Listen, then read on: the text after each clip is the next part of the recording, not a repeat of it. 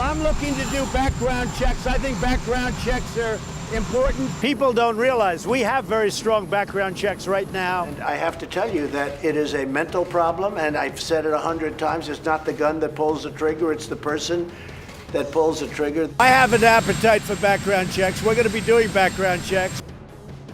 That was President Trump saying nothing about solving the mass shooting crisis in the country, less than 3 weeks after the deadly attacks in Texas and Ohio and California. Joining us now is David Hogg, the co-founder of March for Our Lives and a survivor of the Parkland School Massacre, and Fred Guttenberg, who lost his 14-year-old daughter, Jamie, in Parkland and has since dedicated his life to the issue of gun safety. We always appreciate talking to you guys, and I'm sorry that it has to be in this circumstance where mass shootings don't seem to be getting any better. In fact, they seem to be accelerating, including the spate of arrests that have been where police have foiled potential mass shootings this week. So we see it, it feels like, almost every day. Fred, why is it so hard for the president and Republicans in the Senate or Congress to do something that 90% of Americans, when polled, say they want, which is expanding background checks? You know what? It's a great question. And I'm going to try and say it like this. I don't care why they are unable. What I will say is if they don't find the way to be able, we're going to defeat them because people are dying every single day. They are making this a political, listen, bullets, when they shoot you, they don't know if you're Republican or Democrat. They don't know if you're black or white. They don't know if you're rich or poor. They know if they hit you, they're going to kill you. And when we have these legislators whose job it is to do something about this and reduce this gun violence death rate, and they choose not to, when 90% of Americans are saying, here's what we want, they should be fired. Particularly right now, David, the NRA is at its weakest point in recent memory. It's had this mass exodus of its leadership. It is hobbled by a corruption scandal, and they're still afraid of Wayne LaPierre? Yeah. And since March for Our Lives has filed a complaint with the New York Attorney General, which helped start those investigations in the first place, I honestly can't understand the mindset that they're still afraid of Wayne LaPierre. I can't understand the mindset of the people that do still support the NRA, considering the fact that they're legally a nonprofit as a 501c3 with tax status there. And the fact that their CEO, Wayne LaPierre, has spent $240,000 on Italian suits. He's spent over $500,000 on a private jet trip with his wife to the Bahamas. They almost bought him a $6 million home. Yeah. And I think what that tells us more than anything is the fact that the NRA doesn't care about gun owners like my father. I've grown up my entire life with guns in my household and a father that was in law enforcement. I've been shooting guns since I was in 4th grade, and I know that the NRA doesn't care about gun owners like my father because they've fought against putting guns under the Consumer Protection Act, and on top of that, to ensure that there is no manufacturer accountability, they made it against federal law. You believe that their priority are gun manufacturers, and you've always said that. But selling guns, yes. But on an obviously more emotional and personal note, what are these 3 weeks like for you guys when you have to watch the mass shooting in Gilroy, California, the mass shooting in El Paso, the mass shooting in Dayton, as we said, all the ones that are being foiled right now? What happens with you guys after a week like this? You know, the day after the 2 mass shootings that happened in like a 12-hour period, I was supposed to be leaving on a vacation with my wife and my son. And it was the first time where I'd actually promised them, I'm putting the phone away, I'm putting the computer away, we're going to disconnect and get away. And then you have 2 mass shootings. And what I realized is, as much as I want to put this away sometimes and disconnect, gun violence doesn't stop. The reality is every single day, and it's not just mass shootings, because a week before those 2 mass shootings, I was in Cincinnati, Ohio, that just had its deadliest month on record, 18 killed, I think, in a 3-week period. But it's individual shootings. It's not always in the neighborhoods we're paying attention to, but it was their deadliest month on record. Shootings do not stop. They're happening every day. And until, and I said to David earlier, without getting into the details of his plan, I love the goal of it, which is reducing the gun violence death rate in half, okay? Until we have serious legislators who have a goal of reducing the gun violence death rate, we need to keep the pressure on them and either get them to do their jobs or show up at this next vote and fire them. And I am going to get to your plan in 1 second, but just for you, David? I mean, you're obviously so active, you're so vocal. And what happens during these couple of weeks for you? It's painful. It's really painful to see people that claim that they represent us because we claim to be in a representative democracy, rather, that don't agree to do something that 90% of Americans support in the first place because of corporate special interests, right? And it's painful for me to see it because I know from my journeys across the country and meeting survivors of suicide, specifically around gun suicide, meeting survivors of unintentional shootings and survivors of everyday gun violence, where there are millions of children that have to walk to and from school on a daily basis, oftentimes over bloodstained sidewalks and through police caution tape that don't get on the news. I'm thinking about the fact that we have mass shootings every day in the United States that are not talked about as mass shootings because they're in historically marginalized communities that face record amounts of injustice. And also because you're right, there's so much gun violence, it is hard for us to talk about it every day. And it is the most dramatic mass shootings that get the most attention. I mean, right or wrong, but there's no dearth of them. And we talk about them all the time. But you're right, you have been tackling gun violence. But remember in the days after Parkland, where the president had that emotional meeting at the White House with the family members.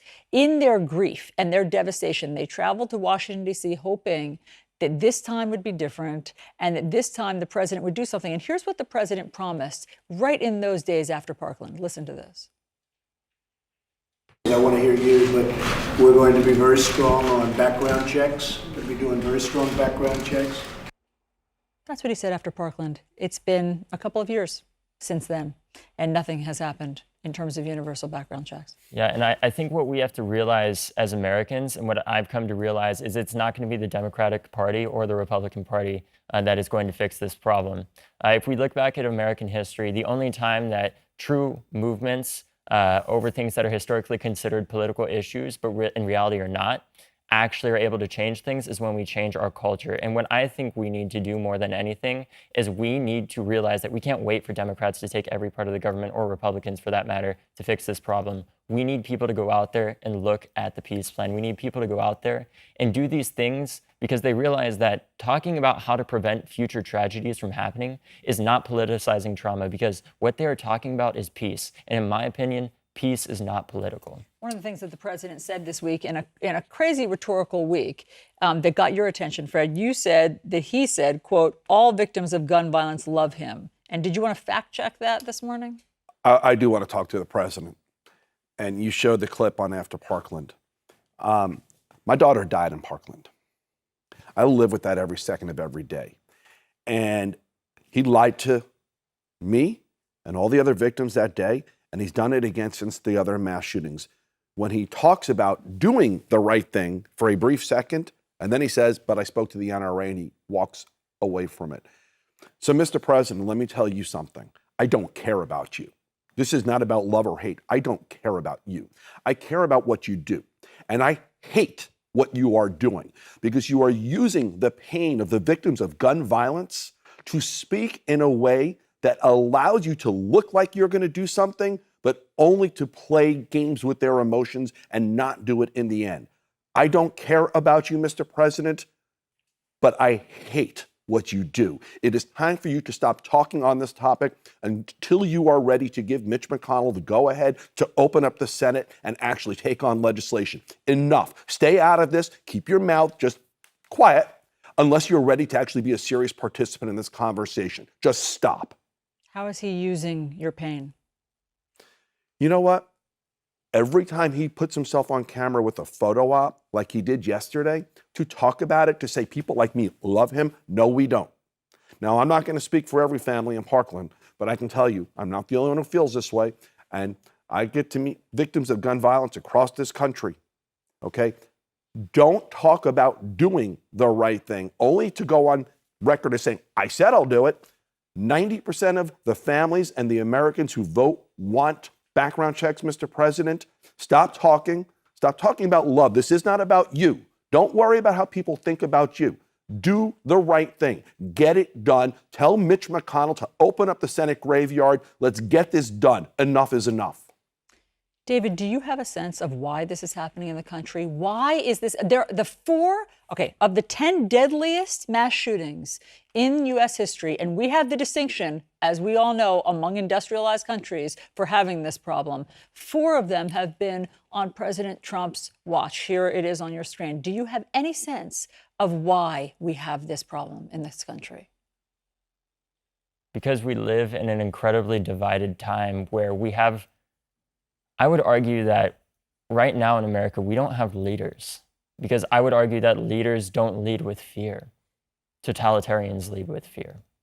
We need leaders that lead with the courage to address the unknown and the courage to explore and embrace the curiosity of the unknown. We need leaders that tell Americans not to fear those that don't look like them, but to actually talk to them and learn to love what you don't know. And the reason why these things continue to happen is because if you continue to tell someone that they are the enemy, this person that isn't like you is the enemy, and they have easy access to guns, there's going to be a very small group of people that are extremely violent and go out and act on those things. Quickly, Fred. Yeah, we've been on a slippery slope. The NRA likes to talk about the slippery slope if we do anything. We've been on a slippery slope. So I'll just go back to 2003. It started before then, but in 2003, Jamie was born. In 2004, assault weapons ban ended.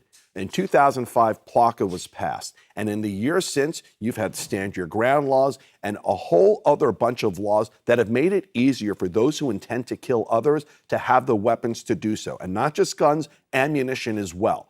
And so you want to know why more people are dying from gun violence? It's because in this country, we've been on a slippery slope of weakening laws that have allowed those who want to kill the means to do so. But we're out of time, but I don't want to miss out on the opportunity to say what you're doing, what your plan is. And you do have a plan, and I think we have a full screen of all of the tenets of it. So quickly, can you tell us what your plan is? Yeah, so we basically, March for Our Lives has talked to researchers and people around the country that work around gun violence prevention and made a plan by survivors and researchers so that there don't have to be survivors in the future of gun violence. For those that want to learn more about it, even if you don't agree with everything or anything that I've ever said, what I would encourage everyone to do is please just go and look at the plan, because it's not just about creating stronger gun laws. It's also about reducing the demand and the want of someone to pull the trigger. It's about destigmatizing mental health and making us realize that inherently there is a problem with the fact that in every community in the United States, it is easier to access a gun to end your own pain, because gun suicides are 2/3 of gun deaths, than it is to access an affordable, quality therapist. And where can people find that plan? If people want to find the plan, they can go to marchforourlives.com, and also know that we can't do this alone. We need your support. We need your donations, but we also need your time. We need you to go out there and help us campaign on this and vote. David Hogg, Fred Guttenberg, thank you so much. Thank you. Thank you so much for having us. Thank you. New Day, I'll be right back.